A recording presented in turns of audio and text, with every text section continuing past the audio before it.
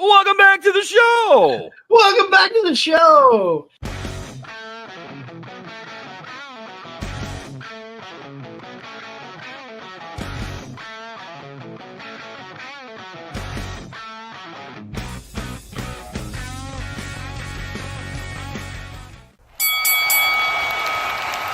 And now, your hosts of the Card Subject to Change podcast, the For Frequency's Sake Tag Team Champions of the World, the Wizard CZ, and never wrong, Nick Bull.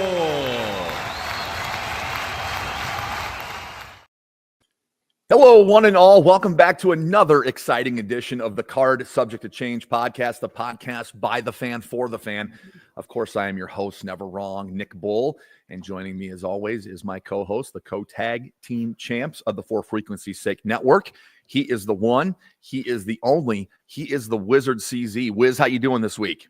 Man, I'm feeling pretty good. We're been a good weekend. Went out to Wildwood last night. Didn't stay for the whole show, but that's because I was having some back issues. Those high chairs without backs are rough on me. But been a good weekend. It's been good so far, and I'm excited because I'm here. You're here. We're doing another great show. Absolutely. And we got a guest this week we've been wanting to get on for some time. I know we say that every once in a while, but this is a guy I think I might have elbowed you at an event like, hey, we got to get this guy on. And I'm glad we have him here. I know he's got some stories to tell. And I'm looking forward to hearing about how he got into the business and what he loves about wrestling. Let's go ahead and welcome him in, CZ. Yeah, let's welcome in Shain Boucher, the Cajun Kid. The Cajun Kid, Shain Boucher, is joining us here in studio. We're doing great, man. How are you doing? I'm alive. It's great to have you on. Thank you so much for joining us. And I'm going to go ahead and just steal Nick's thunder. He usually asks the first question, but I'm going to steal it from him this time and just ask, why pro wrestling? What got you hooked? It's a good question. There's like a specific moment in time where I was like, where I decided to be a wrestler. It sounds so silly now, but like I started watching wrestling at like 8 or 9, maybe a little older. And I went to a live event show when I was like 12. And CM Punk was the champion around that time. And I bought one of those like fake WWE titles, and he was a champ. So he like got on the stage and like did like this classic where he would hold it and do this one, and like everybody knows he does it. I know he does it, but like we just did it at the same time, and for some reason I was like, oh yeah, that's sick. I want to do that. So and then ever since I after that I got a like backyard stuff. I never had a whole lot of friends, so I was just in the backyard by myself pretty much. But I found a way to get a ring, and then I was in the yard just wrestling in my backyard by myself on crash pads and mattresses or whatever I really had the chance to jump off of, I would. So and then after that I found there was like a local indie that came around to my town once in a while, and my friend took me to it, and I met some guys there. A guy by the name of Action Jackson. I met him there, and then I got his number and everything because I was asking about training. And then he texted me. How old was I? I was like 14, 15 here. He texted me. He asked me, he's like, do you want to train this weekend? I said, Grandma, he wants me to come up there and train and wrestle. And I was like, it's everything I do in the backyard already. So like, but at least this is safer, And then, but it was in Little Rock, and I lived in West Monroe, Louisiana. So it's about a 3.5-hour drive, and I'm 14. I don't have a car. So she, bless her heart, she drove me all the way up to Little Rock on Friday, and then I stayed at his house. She obviously went home, and then on Saturday we went up and we trained a little bit, and he kind of taught me how to fall, how to hit the ropes and do all the basic kind of stuff. And then it was just so exciting. I was so happy. And then my grandma came back on Sunday and picked me up. And she's like, how was it? And I'm like, unfortunately for you, I will be doing this for the rest of my life. So for every weekend, for every weekend for about a year, 2 years before until I got my own car. She had to drive me every weekend, and she did every weekend to Little Rock, Arkansas. And then wherever we were going after that, I would just ride with them.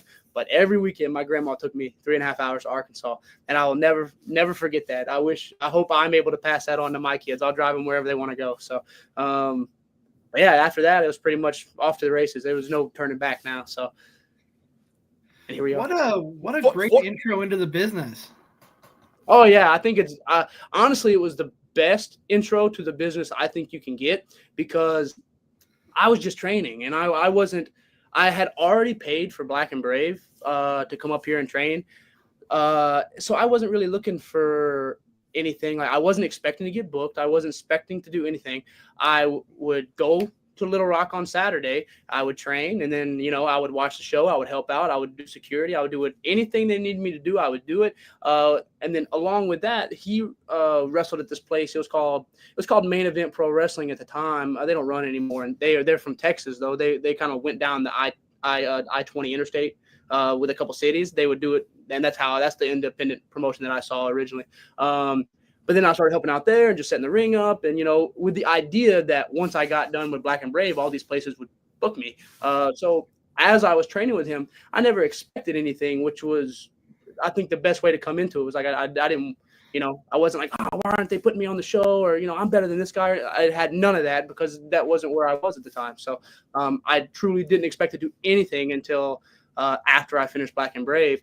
I did get like one match, actually. I got a battle royal, and the promoter saw us doing like flips on the crash pad before the show, and he saw me do it. And he's like, "Do you want to do that during the show? You'd be number 3." And I was like, "Yeah, sure." I was like 16, so I like clothesline. He's like, "Yeah, you'll clothesline this guy, and then you'll clothesline the next guy, and then you just do your flip, and he'll move, and then you like land on your feet and roll, and then he'll just toss you out." And I was like, "Oh yeah, perfect. That would be awesome." My grandma and my grandpa were here for this, and it was great. I'm glad they got to see it.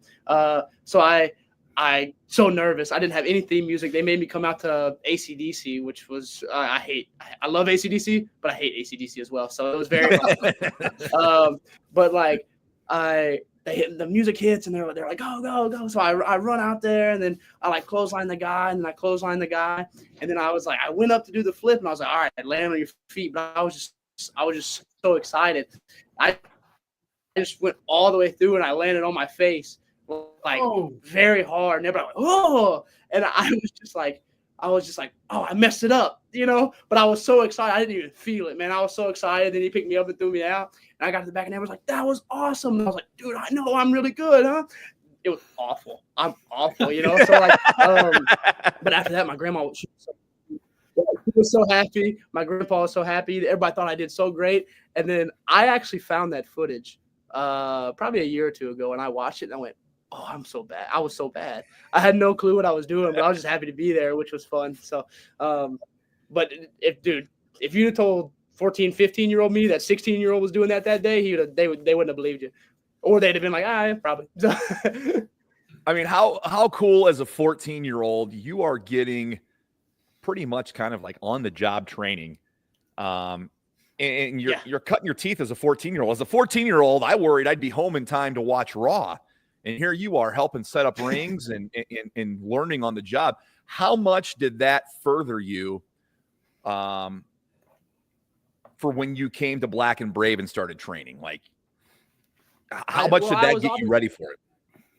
I'm a pretty athletic dude already. I played sports my whole life. So athletically, I would have been probably in the same place anyways, whether I had did it or not.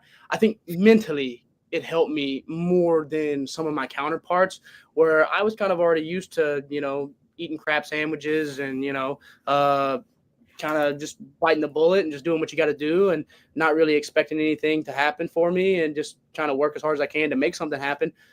Knowing that whenever I was, done with this training, it would be, then it's off to the races. It's not off to the races until I'm done with this Black and Brave training. That was always my mentality. So I do think it put me a step ahead mentally. And I can kind of prove that in a weird way. You guys, y'all may not remember him. His name was Sage Kanan. He was a Black and Brave graduate, real great friend of mine. We're best friends. And he came in and, he had a blast doing it. And at the end of it, just the politics and stuff, he didn't like it. He couldn't deal with it. So then he stopped wrestling, and he's way happier now, and I love him to death. He has a little girl now, and it's awesome. I just saw him, went to his wedding and everything, and he's way happier.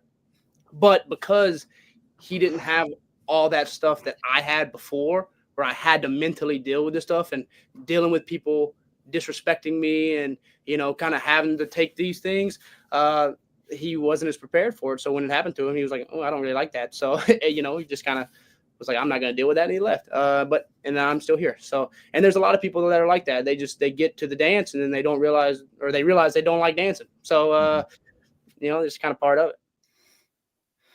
So I want to ask you, Louisiana, that's a little bit of a trip from to come up here to the Quad Cities. Was Black and Brave your first choice? What yes. drew you up here? Well, so it was my first choice. I did look like I was looking around. I was going to go to Ring of Honor school originally, but that was before Black and Brave really got announced. I was going to go to Ring of Honor, and then I was going to go to WWA4 in Atlanta.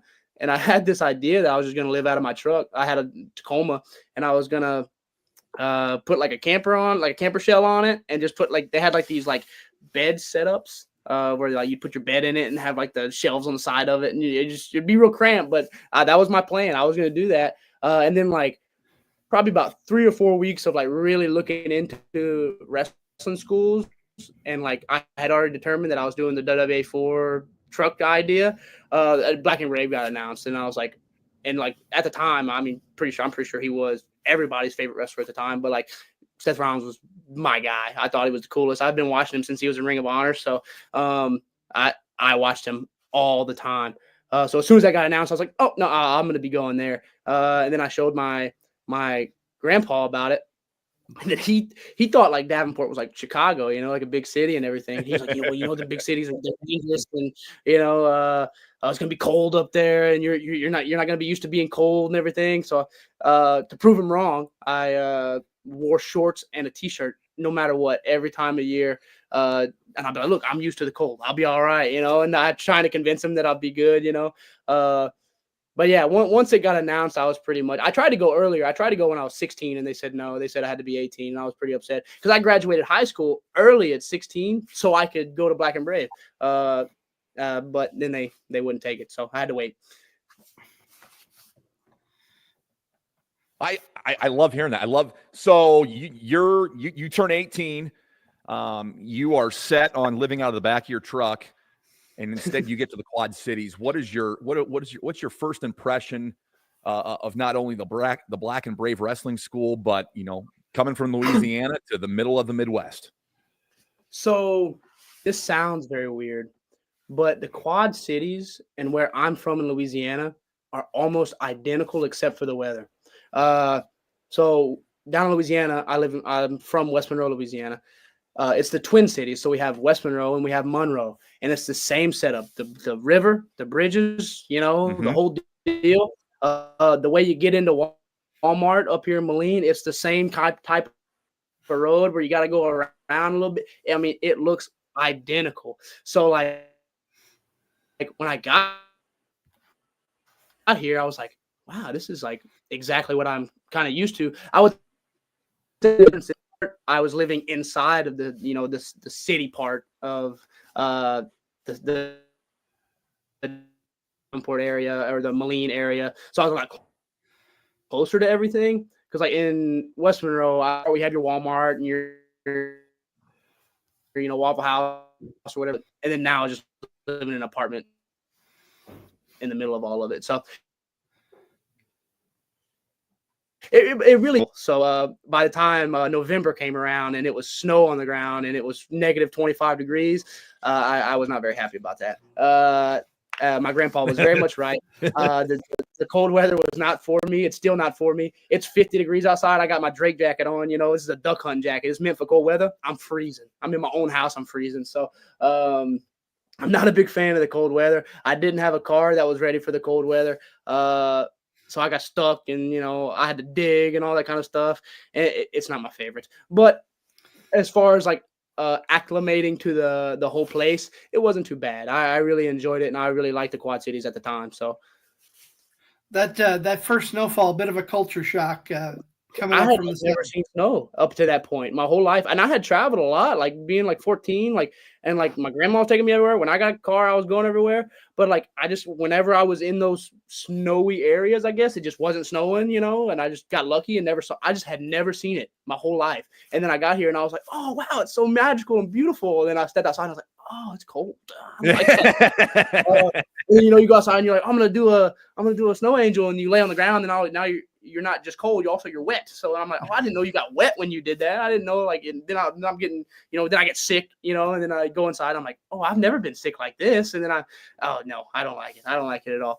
I would be more than happy to live here for the rest of my life if it wasn't for the snow. So. Hey, I've lived here all my life, and I hate it too. So I know exactly what you mean. So talk about. Oh, go ahead, Nick. I was just gonna say, Shane, I love the accent. I love the accent. I absolutely love it. Do other people comment on your accent? Since you're in the Midwest and kind of a long way from home. It's one of the things that kind of gets commented on the most. My boys, they bust my balls or whatever about it. Because they say sometimes they like, if I'm like just talking and like normal, like it's kind of, you can understand me, and like the accent kind of fades away. I've been up here for a while, so it's not as thick as it used to be. Mm-hmm. But when I start getting like really excited or something like that, they're like, we can't understand anything you say, like you just start mumbling, or you start, and I have a weird mix. Like I'm from, like I said, I'm from West Monroe, and that's more of like redneck territory, right? But I also spend a lot of my time down in like Lafayette, Louisiana, where it's thick Cajun, So I have like a mixture between that and then like both of those, and then like a little bit of a northern accent, I guess. Because when I come up here, everybody's like, we can't understand you. And then when I go home, they're like, you sound like a Yankee, and I'm like, what is it, man? Like you just can't win. So then if I go home for like 2 weeks, I come back up here, you ain't understanding nothing I say for about 2 weeks. I mean, you won't hear nothing. And then I'll start like, calming down and, getting that normal accent, I suppose, down. But I try to keep it around. I try to do my best not to get too Yankee. I like my accent. So. Oh, I think it's cool, man. I love it. So coming out of the Black and Brave, I want to hear what your thoughts are going into your first match after training. What's your mindset? What was that first match like for you? I might not have a different answer than most people, but I always feel like I have a different answer than most people. The first place I ever wrestled right after Black and Brave, it was a place called WCWO in Indianapolis. They were pretty much one of those promotions where like you show up, they'll put you on. You're not getting paid, but they'll put you on no matter what. Anybody that showed up, whether it could be a 45-man battle royal or a scramble or whatever, but you were doing something. So I showed up and I wrestled Jared Thumb and a guy named Gary Gravy. I don't know if y'all remember him. Brady McBride. Okay. Yeah. So he was called Gary Gravy in class. And then he switched his name to like Brady McBride or whatever, but he was also Green Man for a while there too. But I wrestled those two in a triple threat. And I don't know, like I wasn't really nervous. I had been waiting for this for so long. I don't see why I would be nervous, and if anything, that's one of the crowds you should be nervous in front of, because they don't care.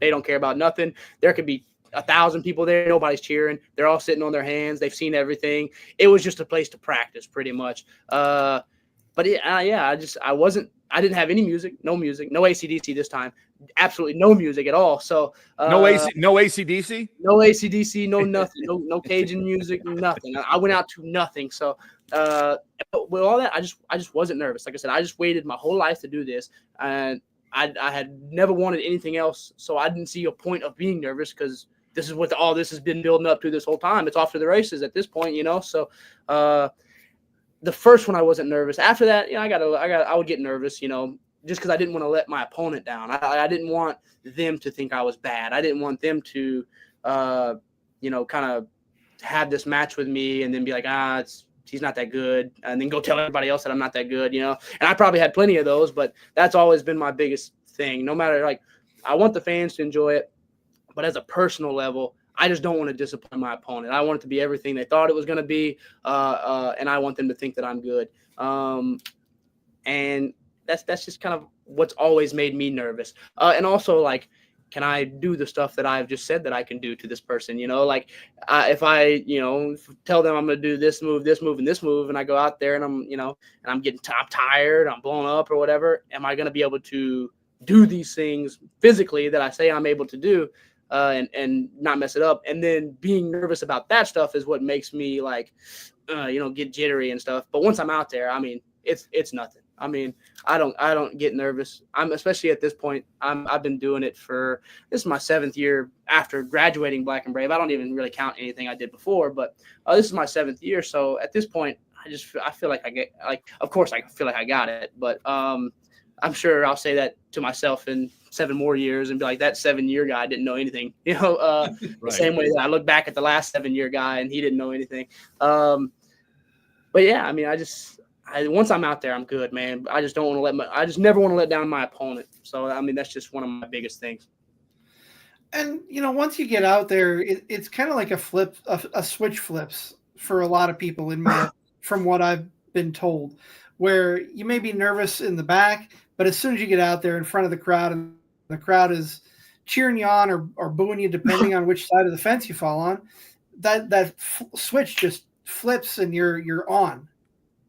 I've never had that. It's never been a thing for me, and I've always felt like maybe I'm doing something wrong because it's not a thing for me. I don't just flip a switch. I am who I am. I'm nothing about me in the ring normally changes that drastically from me, in real life. If I'm a heel, I'm like that a lot, and 90% of the time in my life, most people, you either love me or you hate me, and it's one of those things. But I'm not necessarily doing anything different as a heel than I would be doing in my normal day-to-day life. And as a babyface, I'm not doing anything different. I'm not treating anybody any different. My character, I guess you would say, I just don't change that much. And a lot of people are like, oh yeah, I'm just a completely different person out there. It's just never been a thing for me. And like I said, I've always felt like maybe, am I doing something wrong? Am I not, committing to it enough? But it's worked, when I go out there, the point gets across. I guess I just know how to tap into, myself and how I feel, if I'm supposed to be a bad guy, I know what it's like to be, an asshole. If I am supposed to be a good guy, I know I'm a Southern boy. I know how to treat people right, so it's just never been a thing for me. I definitely think what sets you apart, from what makes your match special, aside from everybody else, is your athleticism really comes through. When you fly, it's graceful. It looks like you're meant to fly. Your movements fluid. I think your athleticism is top notch, and you look. This isn't a knock. It looks like you're not even trying in there because you're smooth. I feel that way sometimes. You're smooth. It doesn't look. It's not a knock. It's just wow. It's really impressive to watch because it looks like you're not trying. It's so smooth. I feel that way sometimes in a bad way where I go, dang, it kind of looks like I'm not trying that hard. Should I be trying harder?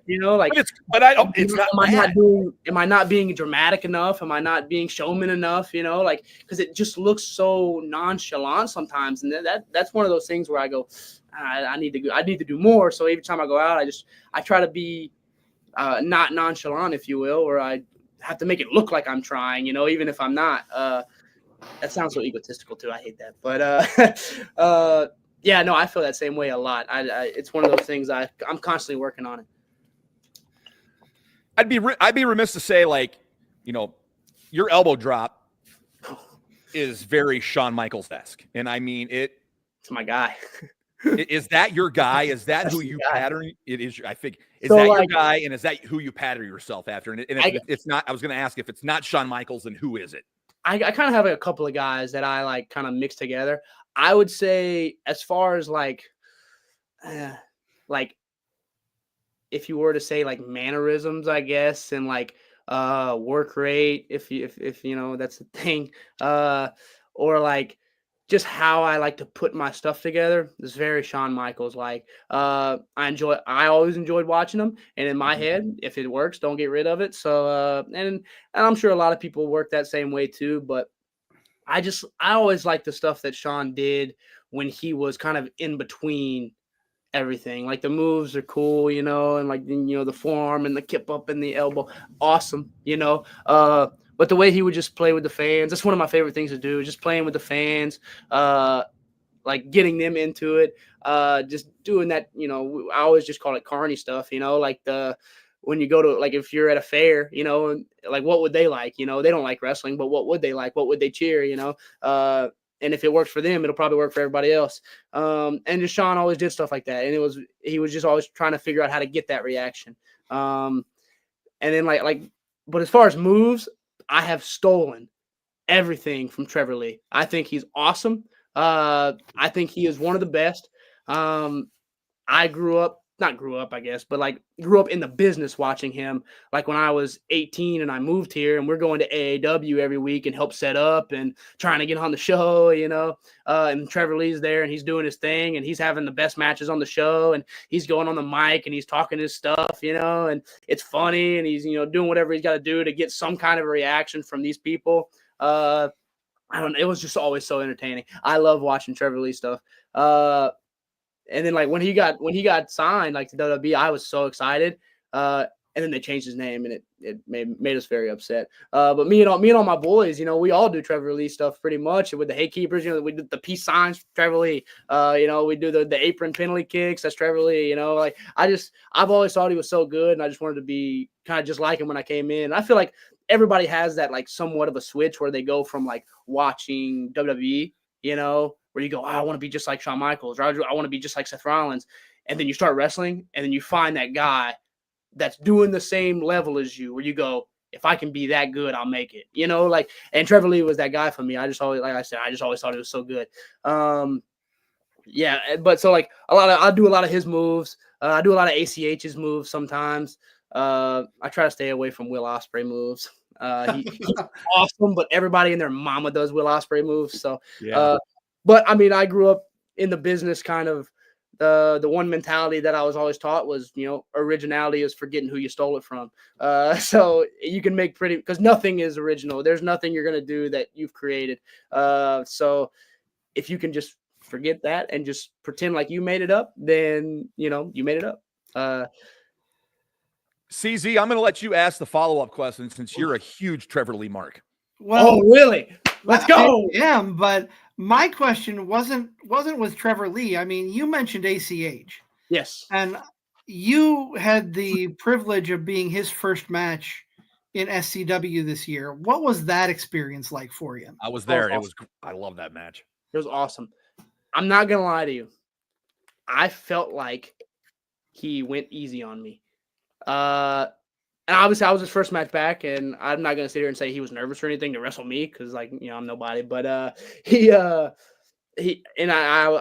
think he could have went harder, and I wanted to, because I after that match I was like, oh man, I can't believe I kept up with ACH. And then I watched it back and I was like, well, I mean, we really didn't do anything though. Like, you know, we did some stuff and it was cool and it was a good time and the fans enjoyed it, but I've seen him go harder, you know, and I've seen him go crazier, and I want to see if I can keep up with the ACH that I knew in AAW, watching him and Trevor Lee go an hour, or watching him and, you know, whoever, you know, just go out there and just tear the house down. And I wanted to see if I can keep up with that. And I'm not saying he didn't give me that, but to no fault of his own, I just wish that I would have gotten a little more time with him, if that makes sense. Because I mean, you can only do so much with some stuff that you're given. and there are some circumstances that like we can't go an hour, we can't, do certain things because of where we're at in the card. So I feel like if we would have because we didn't have a bad position, but I feel like if we would have been given that main event, that and the time to really go crazy, and maybe if he would have, because he moved here for a little bit, and maybe we could have gotten in the ring and felt each other out, at the gym, and kind of seen each other, and like him kind of learn that, okay, I'm not bad at wrestling, like I'm not gonna hurt you or anything. So because I think he was a little nervous about, he doesn't know me from Adam, so Right. It's one of those things where it's like, oh, I don't know this guy and I don't really want him to hurt me. I just trying to get through it, but if I could have kind of gotten there with him and let him know, like, hey, I'm good. I'm not going to hurt you. I'm safe. And I was, I've been doing this for a minute, I come to the table with good ideas and all this kind of stuff. I feel like we could have done more, but I love that match. It's one of my favorites. And at the end of the day, I did feel like I kept up with ACH, and he said that he liked it, which is always the thing I've been worried about. If he likes it, I liked it. And the crowd liked it. So that's also good. Yeah. That is one of my favorites, especially this year, or just in recent memory in general. Just having there's only so many first, and being able to be his first back was very special for me, because then I can say, okay, well, I welcomed him back, and I didn't do a bad job either. So, and that was arguably, Nick, you may disagree, you may agree, that was arguably one of the best matches in SCW this whole year. I would agree. Yep, I would agree too. Well, Shane's going to agree, but I would agree too. I really would. I was there. I say run it back. I mean, I'm all. I would love to. I'm all for running it back and seeing what else we can get out of it. Let's squeeze it a little more. Yeah, I think so. Like him and ACH and Trevor Lee were kind of the guys that we kind of emulated all our style off of originally when we started wrestling. And I think I would rather run it back with ACH rather than wrestling. Like Trevor Lee is my dream match. I just don't know what we would do because I do all of his stuff. So, I mean, it wouldn't be very interesting. So it would just be me doing all of his stuff to him and him doing all of his stuff to me. So, I think you answered my next question right there. Yeah. Oh, Trevor Lee's my dream match. And like, this sounds bad. And I'm sure if Trevor Lee does watch this, I love you. I think you're awesome. But I was kind of excited when he got released. I don't know. I mean, it sucked, as far as a job and money and everything. But I was like, I might get the opportunity to wrestle this guy, and like, without having to wait 10 or 15 years until I'm signed, Right. But I felt like it might have been possible. And don't get me wrong, I prodded. I tried to get a couple of, I pitched it to a couple of promoters, and they would reach out or not reach out or whatever, and see if it fit for their promotion or whatever. I tried, but it just never came around. But if I do get the opportunity, I'm gonna have a blast. Trevor Lee may not like it, but I'm gonna have a fun time. So, all right, since you put it out there, Shane, Trevor Lee, if you are watching this show, reach out to me. CSTC podcast 2022 at gmail.com. We would love to have you. Shane put it in the ether. I'm just capitalizing on it. Trevor Lee, if you're watching, I'm sorry that I stole all your stuff. Forgive me. Well, gentlemen, we're going to take a short break here. Pay homage to our fellow network shows.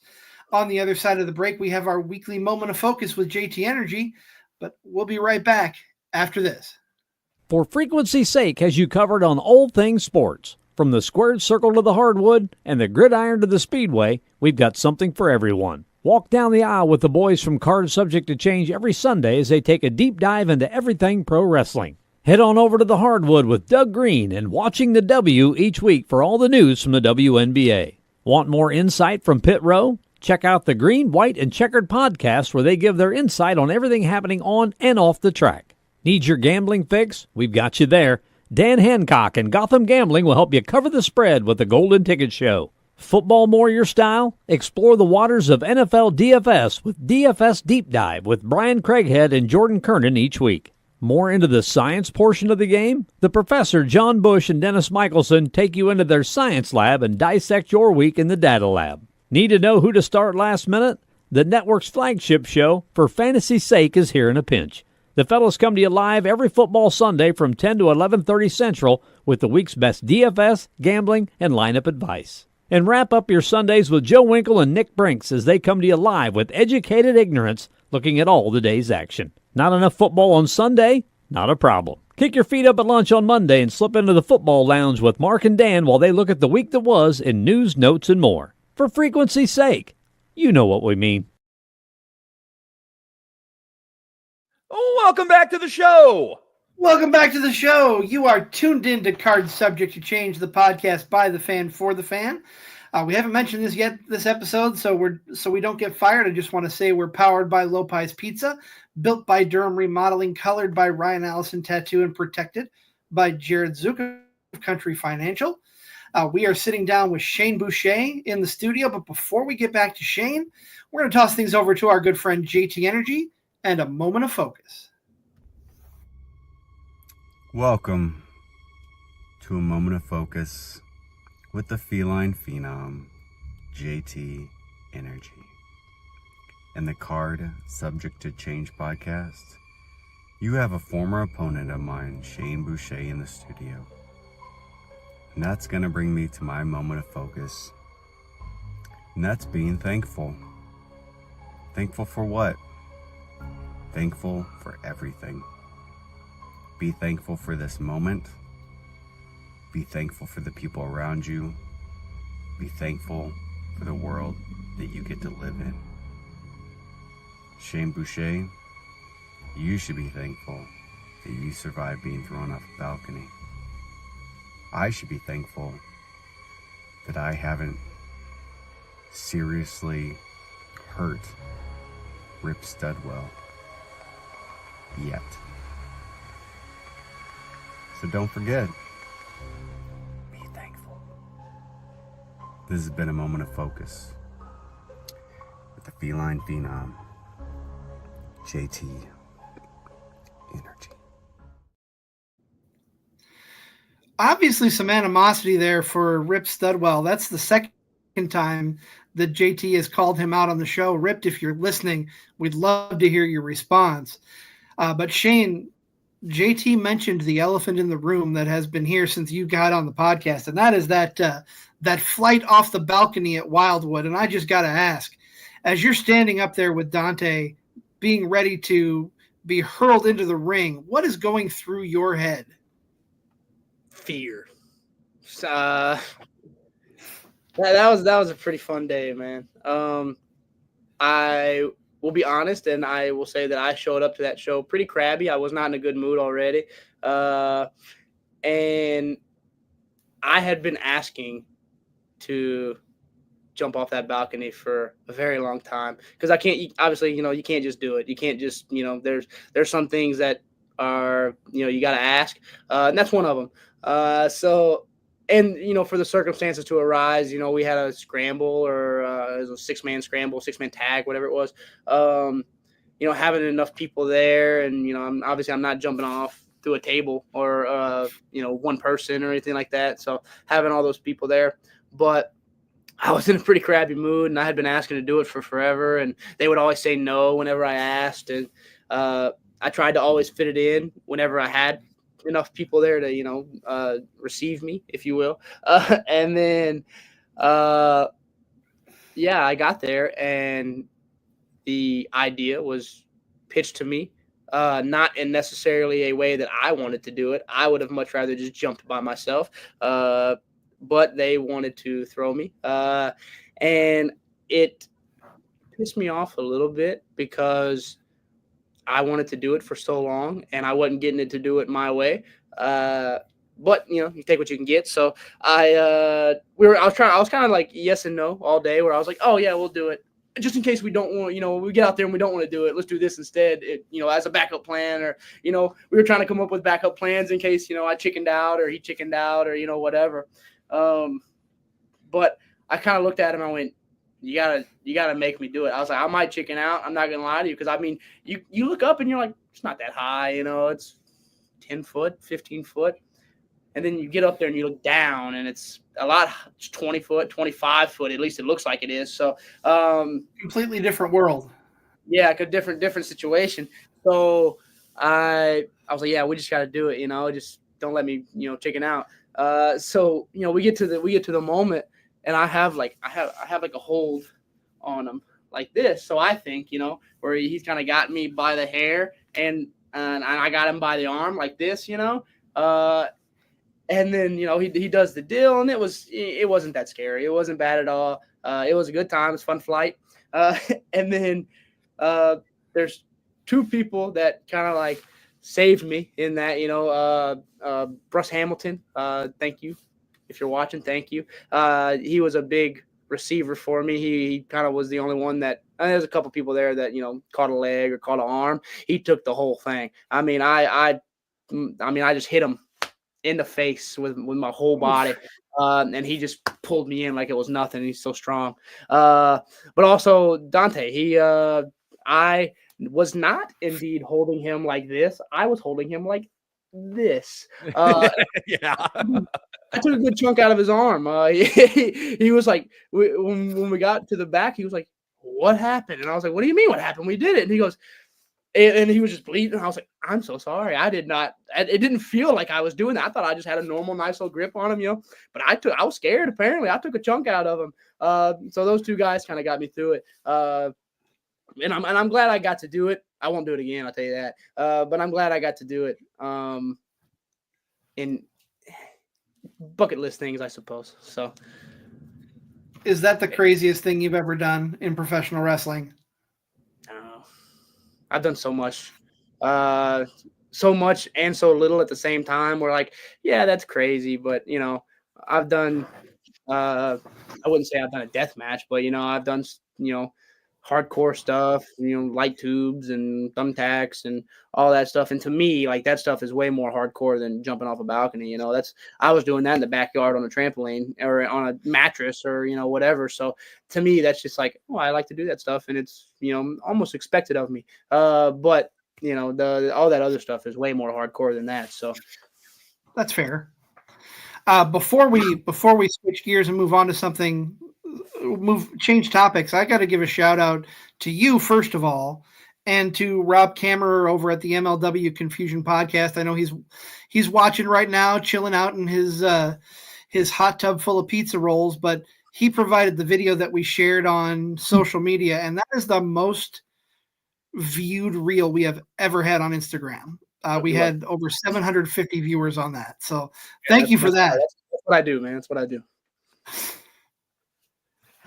Shain, you're no doubt you're in wrestling. You have to be a wrestling fan, I'm assuming. What were some of the shows you watched growing up, whether it was on, shows you rented or shows that you had or borrowed that you'd go back and watch over and over again? What are some of those shows that stick in your mind?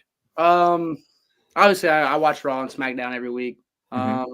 I watched Main Event. I watched the Velocity, all the weekend shows. I watched everything. I mean, anything I could get a hold of. I watched Ring of Honor as a kid. My dad actually, not my dad, my buddy's dad actually he watched Ring of Honor. So that's the only reason I ever even got to watch it. But like, I watched everything. But the one thing that I watched on repeat, and I don't know if it was through, choice or what, but I went to a TNA show in 2011, 2012 maybe. Mm-hmm. And I thought Jeff Hardy was going to be there, and he wasn't. And I was very upset about that because I bought the Jeff Hardy package that was at the show, where it was like a Jeff Hardy drawstring bag and like a Jeff Hardy t-shirt, and then something else, Jeff Hardy, I don't remember what it was. And then it came with 4 TNA DVDs. And it was like $40. I bought all that for $40, so it was not too bad. That's a good deal. Yeah, it was a good deal. But it was, I can't remember all the DVDs, so forgive me if I get them wrong. But it was TNA 05, Against All Odds, maybe. TNA, what's the one? It was Jeff and Abyss in the Monster Ball. Was that Against All Odds? I don't remember. There was an X Division DVD, like Best of the X Division, and then there was, I can't remember the third one. But they had that, and I actually just did this this last Friday in a match just like this, where they would do like the battle royal or like Royal Rumble style, and then like when it got to the final 4 people, it would be elimination, or like a pin elimination. And I watched it on repeat, and like all the X Division matches with like AJ Styles and the Ultimate X matches with the cables and everything in the X. Like, I always thought that stuff was so cool. But I watched those DVDs religiously. And I'm not talking about like I'd watch one, once a week. I would watch all 4 of them every day. And I wouldn't skip a single match. I'd watch it every day. And even if I wasn't watching it, I'd have it in the background because I just had nothing else that I really wanted to watch anyways. And that was my only form of getting wrestling besides the live, Mondays and Fridays, and then I watched TNA when it was on Thursdays at the time. Yep. But yeah, I mean, I really enjoyed TNA. My favorite, and my boys, they bust my balls about this all the time. And anybody I tell, they don't believe me and they think that I'm messing around.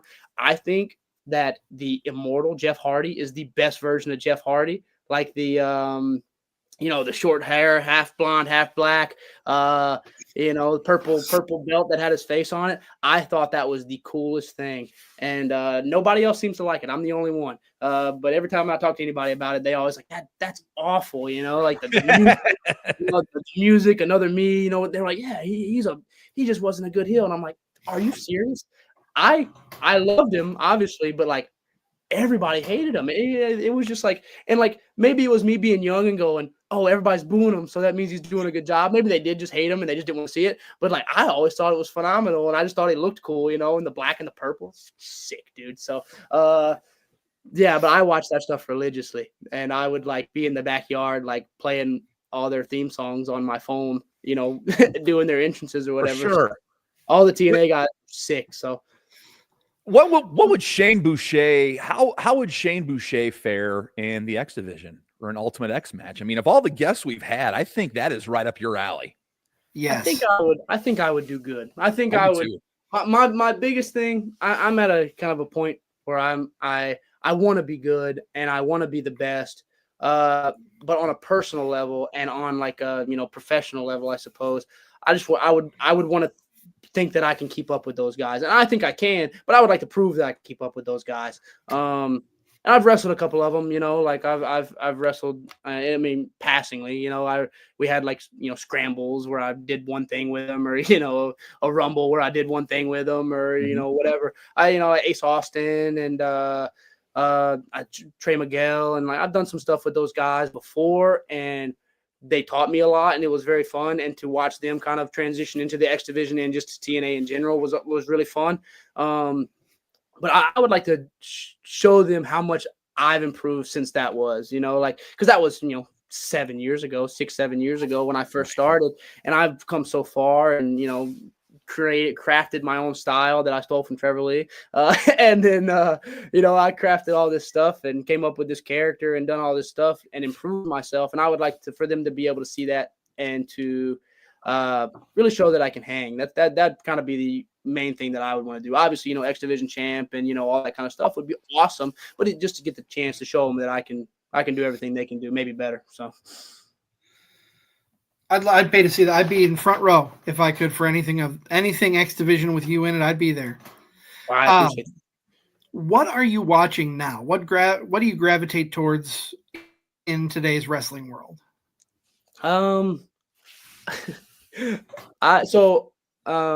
I coach at Black and Brave. This is kind of a setup to this story because I just think it's so funny. And all the kids that are in the class right now, every Sunday we watch NXT Level Up. Because to me, like, not to disrespect anybody or whatever, but to me, that is the bottom barrel of, WWE as far as like, actual TV stuff that they do. Because it's, Raw, SmackDown, or SmackDown Raw, whichever one you want to do, NXT Level Up, and to me, like, that's like if I were to get signed at this very moment, that's where I would start. I would wish I would start earlier, sooner or further ahead, but if that's the bare minimum and that's where I start, I want to see who I'm competing against. So I like to watch that every week. And then I watch I try to watch everything, but I try not to watch everything. This sounds so hypocritical because I just said I stole everything from Trevor Lee, but I try not to watch too much. That way I can do my own thing, like, because I do feel like so many people are just emulating stuff that they saw Shawn Michaels do, or stuff they saw Trevor Lee do, or stuff they saw John Cena do, or whoever your guy is. It's like when you learn how to play guitar, they always tell you, like, don't watch your favorite guitarist anymore, because then you're just gonna be playing just like him. You're gonna do everything like him. You're gonna you're just gonna be a second version of that guy rather than being your own self. So, and the main thing I like to do is watch the shows that I'm on and see who's doing what, who's done what. That way I can do something different. But that way I can kind of craft my own style and, not kind of get into the shoe hole of doing Will Ospreay moves, if that makes sense. I got to ask you a question. You used to have a set of, a full head of hair, long hair. What went into cutting the hair? There is so much, probably too much that went into doing that than I would like to admit, but there was so many factors, pros and cons, and all that kind of stuff that went into me cutting my hair. So the first thing was I didn't take care of it. I didn't brush it that often. I didn't wash it probably as often as I should have. I mean, I washed it, but probably not as often as I should have. And then I just didn't really take care of it. It was in a bun all the time. I never wore it down unless I was wrestling. So it was always in a bun. And I don't know. I never liked the way I look with my hair down when I'm not wrestling. Like when I'm wrestling, you wet it or you'll do whatever you do with it. But like with my day-to-day life, I didn't like the way I looked with it down. I thought I looked weird and I could never make it look how I wanted it to look because I'm lazy and I don't like to do hair stuff. And that was kind of one of the things where I was like, it would be easier. And then I was like, everybody has long hair. It's kind of a trope a little bit, where wrestlers have long hair, and now it's even worse where wrestlers have long hair and a beard, and you get the Shawn Michaels comparisons and you get the Seth Rollins comparisons, or I'm not getting no Roman Reigns comparisons, but you get the idea. Guys with long hair, guys with beards, and it's kind of the same thing over and over again. I was sick of that too. I wanted to do something different and be something different and not just be kind of like long hair and a beard. And there were so many other things too, but then I kind of just got to the point where I wanted to do it. And I have like I'm not like, rich or anything, but I have like a guy that I get my haircut by at a salon. I've been going to him for forever and he always did my hair and everything. And I was talking to him and he walked in, he goes, "Oh man, the hair looks great today." And I was like, "You're going to be real mad at me then if you like it that much." And he's like, "Are you cutting it?" And I was like, "I kind of want to cut it." So he asked me a couple questions. He asked me to show him what I wanted and like what I had in mind. And because he told me, he's like, "If I don't like it, like if you show me and it's not good, I'm not cutting it. Like you have real nice long hair. It took too long to grow and all that kind of stuff." So he's like, "You show me what you want and I'll think about it." So I showed him. He thought it was perfect. And after that, he kind of cut it short first, like just kind of like all the length off of it because it was long. It was like down to my butt, so like it was long. He cut all the length off to my shoulders, and he goes, "You still want to do it?" I went, "I don't know." And he went, "I think we should do it." I went, "Yeah, we should do it." And then I kind of just closed my eyes, and then he just did the whole deal, And then we went over to the sink to like wash it, and I like leaned back in the thing, and he like did, and like I closed my eyes, and I was like back in the cut chair, and I was like, "Did you wash my hair?" And he goes, "Yeah, it was fast. Like we don't have to do it that much. Like you have short hair now. It doesn't take that long." And I was like, "That was so nice." And then I don't regret it even a little bit. I think it was the best decision I've ever made. And I think it makes me look better. Honestly, I'm more comfortable with it. I'm wearing a hat now, but I can go like I used to just wear a hat all the time, and now I just I don't wear a hat that often now. I feel good with it. I think it makes me more attractive. Not that I'm an attractive guy or anything, but it helps more than the long hair did. The ladies seem to sure like it. There you go. That's all that matters, So that's all that matters. That's right. Yeah, if the ladies like it, then you're doing something right. I did have like so many like women come up to me after I had cut my hair, like going to those first couple shows. I think I was more nervous for that, by the way, than I was like any wrestling match I've ever had. Like how are the fans going to react to me cutting my hair? Like, are they going to care? Are they going to be mad? Are they going to even recognize me or whatever? But then I got out there and everybody was like, oh, what did you do? And then afterwards, all the women would come out and they're like, you look so handsome. You were a beautiful man. And I was like, okay, we did it. We did it. It worked. All right. And if y'all like it, I like it. So, but it is very nice. It's nice to not have it in a bun all the time. It's nice to not have to, scratch all of it out when I'm brushing my hair. And then there's more stuff I can do with it too. So Shain, we're getting close to that hour mark. And like I said, while we were off the air, try and be respectful of everybody's time, your time, our time, and the fans. Couple more questions though before we wrap up. Where do you see yourself in 5 years? I don't obviously I have, the hopes and the dreams, you'd be signed. I see myself being somewhere, making money just wrestling, and, whether that's TNA, whether it's WWE, whether it's, AEW or, Japan or, whatever it is, like I see myself being there. But I'm also one of those, I was raised in the business, it's not real until it's there. So, just kind of do what you do. And, when it comes, it'll come. So I really just kind of look to the now, like what I'm doing now, what can I do now to make myself better? That way, when the time comes, I'll be ready for it. I don't really worry too much about, the next couple of years. They just announced that WWE ID stuff. That's really exciting.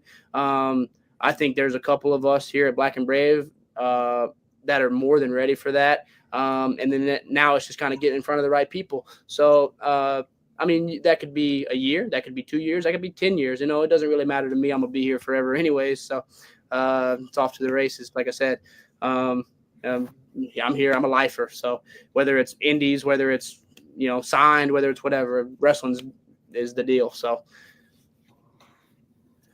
With Thanksgiving around the corner, Shain, I'm going to ask you, what are you thankful for as a wrestling fan? Not about your career, but as a wrestling fan, what are you thankful for in wrestling?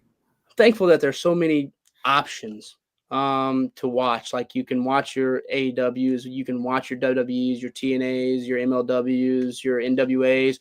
There are so many things that you can watch and you have access to now. I'm not old by any means, but like I said, the only way I had it was either through YouTube highlights or, watching TNA DVDs over and over and over again, So the fact that you can just click onto anything and find it, you can watch probably a whole AEW show on Twitter if somebody posts it the right way, So there's just so much variety. I just wish that people wouldn't gatekeep it so much, choosing sides and what's better and what's worse. Because at the end of the day, there's good wrestling and there's bad wrestling. And there's going to be good wrestling on both shows, all 3 shows, 4 shows, whatever you want to say it is. There's good wrestling on each one. There's bad wrestling on each one. And sometimes the bad is better than the good. So or at least it's more entertaining. So I just wish people would just kind of accept what they like. And if they don't like something, don't comment on it. Who cares? Nobody cares about your opinion. So just keep it to yourself. Right. Shain, if we want to follow you on social media, where can our fans find you? Oh, I'm very lucky. I have Shain Boucher all the way across the board on everything. Twitter, Instagram, Facebook. It is Shain Boucher, SHAIN, because I wanted to be different. Boucher. And it's on everything. So awesome. Well, I feel like we just scratched the surface and we could talk for hours on end to you here. I can go forever, yeah. But so I'm going to throw it out there. Definitely want to have you come back at some point because I didn't get to ask everything that I wanted. But like I said, we're getting close to our time. But yeah, we would love to have you back anytime you want to come pop on and talk wrestling with us old folks. Hey, part 2 whenever you want it, man. We can do it next week. I don't care. Well, Shain, I want to thank you so much for coming on. This has been a blast. That hour flew by. I thought you said it was up. What? But yeah, we will definitely visit having you back in the near future because I want to get into your work with the Hate Keepers and your work in Chicago. So I definitely want to hear more about that at some point. Whenever you want, I'll tell you all about the Hate Keepers. Nick, do you have any other questions that you want to ask before we wrap up here tonight? Shain, where can we see you in the next few weeks, next couple months. Where are you going to be at? Where tell the fans where you're going to be. I'm at Glory Pro here coming up on the 24th. I'm at AAW on the 22nd. My lady normally just tells me where to go, so I'm remembering the best I can. And I'm at Iron Spirit Pro on December 14th. And I'm sure there's some others, but I'll post them. They're always on my social, so if you follow me, I will post them, and you will see them, and you can come see me wherever you want. I'll get my old lady to tell me, and maybe I'll tweet about it. So I'm awful at social media, so we appreciate you coming on. That, like I said, we've wanted to have you on for such a long time, and I'm glad we got you here. The door's always open. Can't wait to have you back. And of course, like CZ said, to talk about your AAW work, and of course the Hate Keepers as well. But thanks for coming on. We really appreciate it, Shain. Thank you so much for having me. I can't wait to come back. Absolutely. Thank you all. If you have tuned into the Card Subject to Change, if you're over on YouTube, be sure to subscribe, give us a like and a share. Follow us on social media at CSTC Podcast. We are the podcast by the fan, for the fan, powered by Lopez Pizza, built by Durham Remodeling, colored by Ryan Allison Tattoo, and protected by Jared Zook of Country Financial. Thank you for tuning in. We will see you next week right here on Card Subject to Change.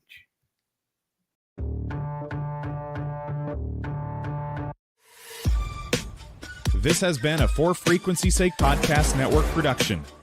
For more great content, subscribe to For Frequency's Sake on YouTube, Facebook, and Twitter.